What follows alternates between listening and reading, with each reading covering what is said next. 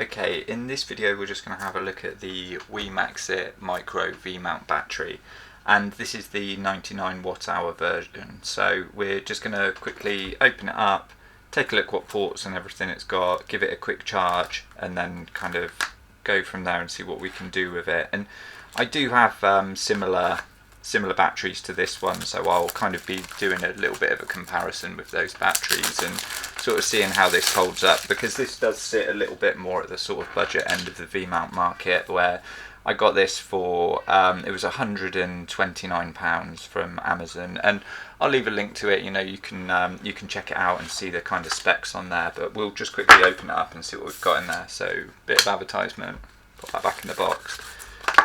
We've got our instructions here.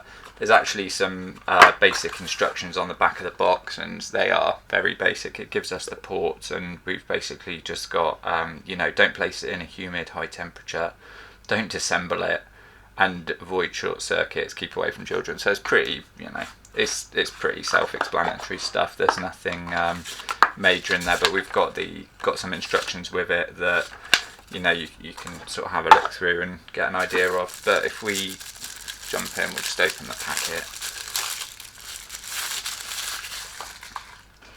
So we've got a BP connection at the bottom, and then on the left side we've got a sort of rubber cover with our D-tap, and we've got on this side another rubber cover, under that another D-tap. So we've got dual D-tap, one each side, which is really nice. And then on the top you can see it says USB, or you can probably just about see that, USB type C. So we've got USB A on this side and USB C on this side, and on the front we've got quite a nice little screen, and the screen will give us power readouts and the battery indicator. So it's all round, it's actually quite a nice smart little battery. And then we've got our Vmount plate lock on the back. So it's quite a tidy little battery for the price, you know, compared to the small rig VB99. You're looking at, you know, it's nearly half the price of that, so it's quite a significant saving. So we're just going to power it up and sort of see how it holds up, and you know, if it's a kind of worthy contender to that, really. So the first thing we need to do is get this battery charged right up. The USB-C port on the top is an input and output, so you can use it to charge the Vmount battery and use it to charge other devices as well. You can see that it's not quite charging at the moment because there's not enough power coming through the cable, so I'm just going to plug it into my Anker power pack, and that will do it. And you can see it's about 53% battery at the moment. Have a look, it's this one down here, so it actually looks like a battery release. It's in a bit of an odd place, really. It's probably made more sense having it up here, but obviously that's a practicality thing for the battery.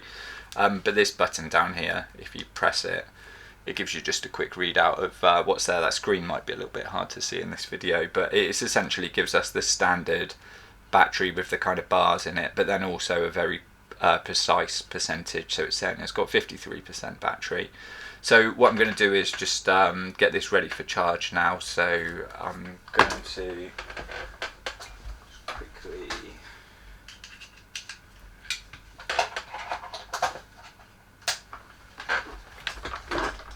get this charging over the USB-C port. So I stick that in.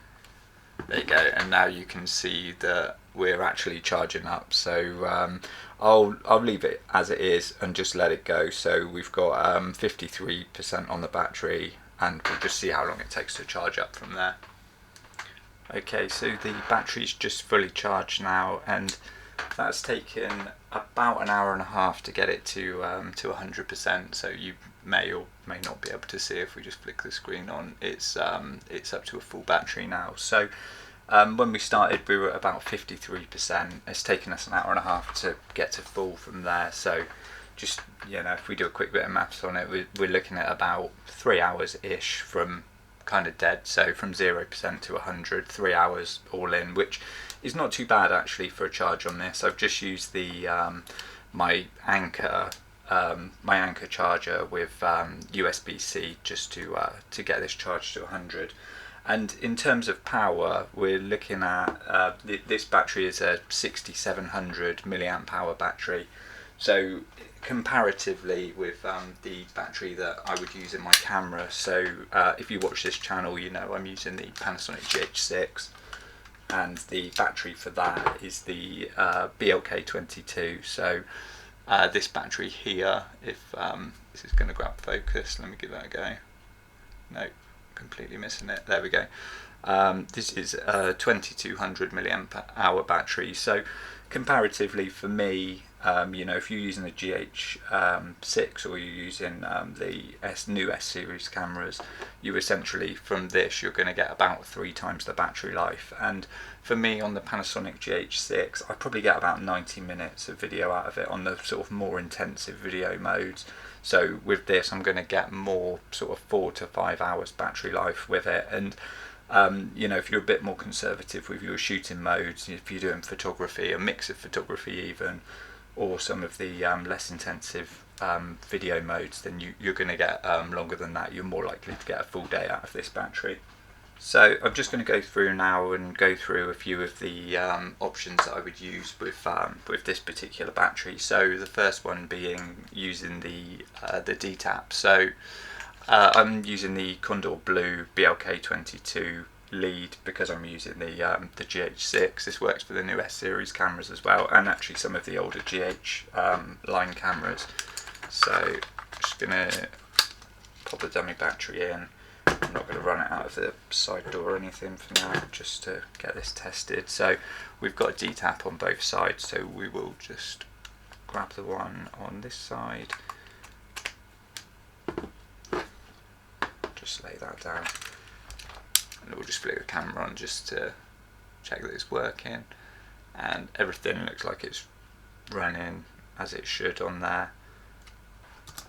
So the battery itself is quite a nice size and weight. It's about 550 grams in weight, and the benefit of the 99 watt hour batteries is that you can actually use them on most airlines, so that makes it quite a nice battery if you're somebody that travels a lot and you know you need to take larger batteries with you. It can be quite a benefit there. It's just on the verge of being able to go on.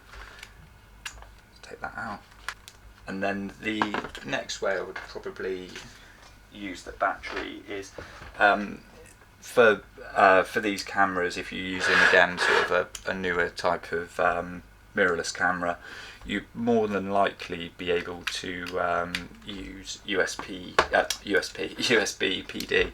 So in the side port you quite likely have one of these USB options, and then you should be able to plug that in. You can see the battery start going, and then on the actual camera, once we click the camera on, actually it helps for this if you put a battery in so you've got something to charge, and then what we should get is a red light on the top to say that we're charging the battery. I might have to oh no, it's there.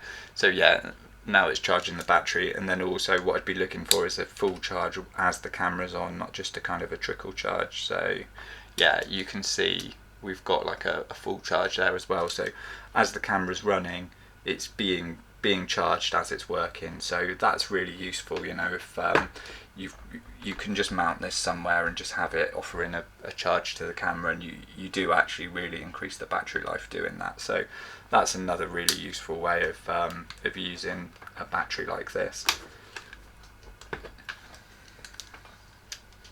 And then another thing I like to use V-mounts for is in between kind of doing drone work, I'll also use the USPD lead and see if I can get a quick charge out of this. So yeah, you can see the batteries are pretty full in there, annoyingly. Okay, they're cycling through pretty quick there. So there's a difference between a quick and a slow charge on DJI charging hubs or products. I'll link up in a corner, you know, if you want to take a look at that, but it's you may not even have kind of drone stuff, but essentially using USB PD, sometimes you can get a quick charge out of the battery, and I'm getting that out of this, so that's great. So I know I'll be able to quick charge my drone batteries, which is really useful. So it's sort of shaping up to really offer pretty much everything I need, to be honest. Okay, and I've spotted my SSD drive as well now, so what I'm going to do is just load the dummy battery back into the camera quickly. Get this onto DTAP, and then I haven't got a mount for any of this stuff, so it's a little bit messy, but we'll just plug that into there. So essentially what we've got is I'm just using this Samsung T7 Shield as my SSD drive, and I'm plugged into the DTAP cable to the camera through the dummy battery, and then I just want to see if we get all the SSD modes, because in version 2.3 of the software for GH6, it's actually offered us all the yeah, you can see we've got all the additional modes, so I can shoot essentially every shooting mode on this battery, which is brilliant. So 4K 100, and you can see I've got you know, over 6 hours worth of footage. So yeah, this battery is brilliant. It's kind of in terms of, you know, what it's offering, it's got everything I need there. It can it seems to work well through DTAP. I'll be able to power my monitors and